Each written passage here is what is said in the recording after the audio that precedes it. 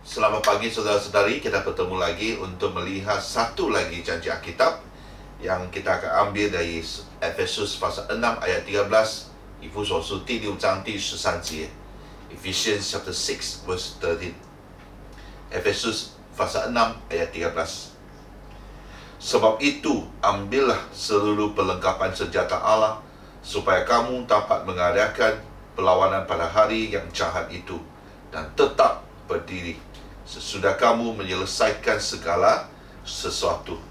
Ini satu janji yang memberi keyakinan untuk kita melawan yang jahat. Bukan orang-orang jahat yang curi mangga ataupun dia cakap buruk dengan kami, tapi melawan kuasa iblis, melawan apa yang di belakang ketagingan itu. Bukannya manusia yang kita lawan, tapi yang roh jahat yang di belakang itu, yang telah mengawal, memanipulasi dan menjadikan orang itu jahat. Kita yang melawan roh jahat itu. Dan jadi waktu kita melawan roh jahat, apa yang kita ambil? Perlengkapan senjata yang, apakah perlengkapan senjata yang kita pakai untuk melawan roh jahat ini? Waktu Raja Daud melawan Goliat, dia telah datang sebenarnya waktu itu untuk menghantar makanan kepada abang-abangnya dan melihat apa terjadi dalam peperangan waktu itu. Goliat telah mencabar untuk 1 lawan 1 dan semua orang Israel waktu itu takut, yang pergi berperang itu takut untuk menerima cabaran itu. Sebenarnya sudah tidak perlu. Kalau mau lawan, kenapa mau 1 lawan 1? Kalau mau lawan saat, ayolah sama-sama. Tapi tak tahu kenapa, sebab ketakutan kah ataupun alasan-alasan lain, tidak ada seorang pun menerima cabaran itu. Dan waktu Daud melihat, dia bilang, ini tak boleh tu, ini orang mencabar askar Tuhan dan telah mencemahkan, mencemooh namanya Tuhan. Jadi dia cadangan diri untuk melawan. Dan waktu itu orang saya rasa pun melihat ini budak, anak muda ini, apa yang dia boleh buat. Dan Raja Saud melihat, saya percaya dia pun bilang, okeylah, lebih bagus daripada tidak ada lah. Dan Raja Saud waktu itu memberikan perlengkapan senjatanya, dia punya armor, pakaian dia, untuk supaya Raja Daud, kau pakailah, ini pun sama jugalah, apa yang kau tidak pakai itu kau kasih orang lain.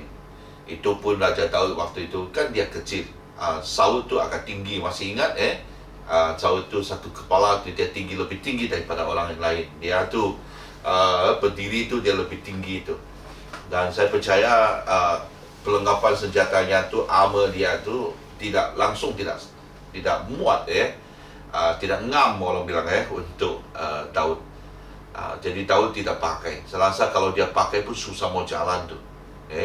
Jadi apa yang dia pergi dengan apa yang dia ada, dan dia memilih sling, itu yang saya percaya yang biasa dia buat. Dia bawa juga batu-batu itu, dan dia telah pergi dan mencabar Goliat. Goliat bilang, kau ni anggap saya apa? Anjing kah? Kau ni datang dengan apa? Dan Raja Daud bilang, aku tidak datang dengan apa, aku datang dengan nama Tuhan. Dan itu dengan batu yang kecil itu, dia telah membunuh Goliat. Jadi saya percaya ini satu pengajaran kepada kita waktu itu, kepada Daud juga. Apa yang kita memiliki, besarkah kecil, canggihkah tidak senjata itu, kalau bukan senjata daripada Allah, itu senjata yang tidak boleh dipakai untuk melawan roh jahat. Saya percaya kita pernah cuba tu. Kita cuba melawan apa saja ketagihan roh-roh jahat dengan cara sendiri. Kita sengsara, kita menderita, kita melihat perkara itu kembali lagi, kita pun tanya kenapa. Sebab kita tidak pakai perlengkapan senjata Allah. hari ini kalau kita pakai sejak perlengkapan senjata Allah, pastinya kita boleh melawan yang jahat itu. Amin. Ya.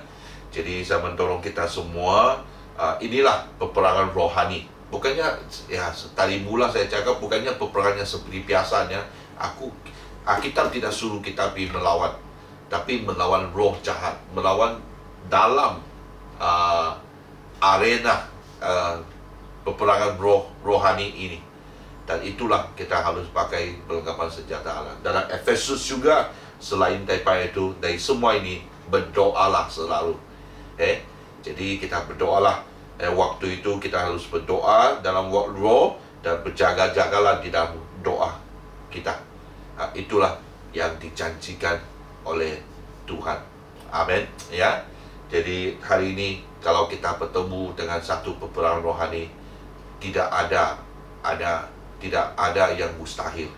Sebab dalam Tuhan tak ada yang mustahil. Pastinya dengan perlengkapan senjata Allah, kita boleh memerangi yang jahat ini. Amin.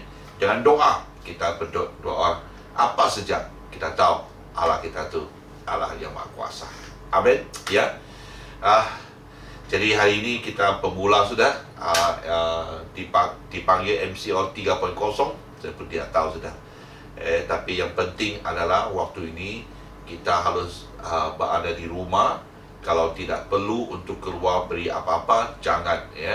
Kecuali ada kecemasan, apa yang sangat penting, barulah kita keluar, ya. Jangan melepak meraya-raya di luar, sebab kita tahu sekali ini begitu ketat sekali.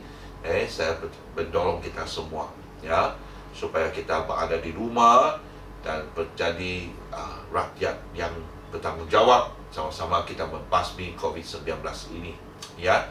Jadi dengarlah arahan, dan kalau kita tidak pasti, pergi melihat dulu, mencari dulu, pastikan dulu. Kalau memang kurang pasti, jangan keluar, jangan cuma mencabar kawasan orang bilang grey zone, kawasan kelabu itu, ya, yang dimana kurang pasti apakah ini hitam ke putih. Kalau dia pasti, jangan buat. Itu saja, ya. Berada di rumah, itu yang paling selamat sudah. Amin. Ya. Untuk minggu ini kita masih dalam perbincangan. Saya percaya keperangkaian yang besar adalah kita melakukan live stream, ya. Hanya 12 orang dia di gereja untuk melakukan kebaktian itu. Yang lain jemaat tidak dibenarkan untuk datang, ya, hanya orang yang bertugas saja. Dan tapi semuanya kita akan salurkan informasi itu di grup-grup yang ada, kumpulan-kumpulan WhatsApp yang ada, supaya anda semua yang akan tahu apa yang akan terjadi pada hujung minggu ini. Amin. Ya. Jadi Tuhan memberkati, Tuhan melindungi, kita jaga kita. Amin.